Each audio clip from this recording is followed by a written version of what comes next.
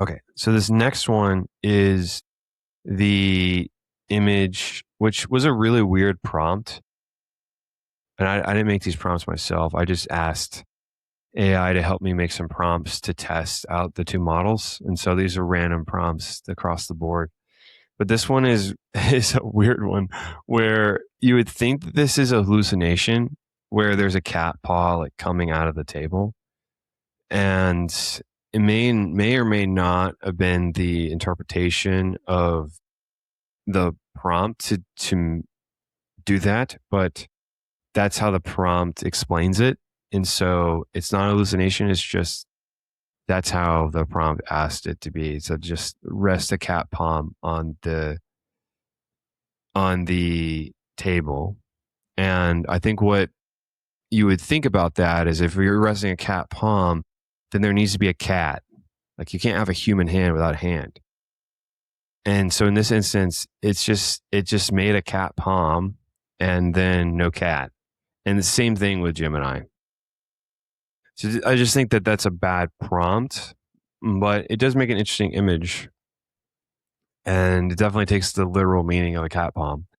But there is some cool stuff here. This looks lived in. It looks legit. It has the lighting.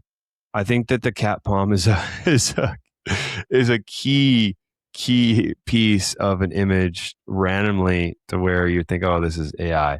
But I think that there's too much detail on this weird device here. I like a whole bunch of gears and stuff. And other than that, it looks AI generated, I would say, to me, especially with the cat. Without the cat palm there, the table looks much better. The ambiance of the place looks better. The lighting looks good. It looks like a cloudy day. The gears thing is still weird. Like there's a lot of gears. I know that's part of the prompt, but the way that the gears are, like you can tell that things, if there's just like too much detail, it's probably AI. And they did a really good job at the aging of the table and of the book.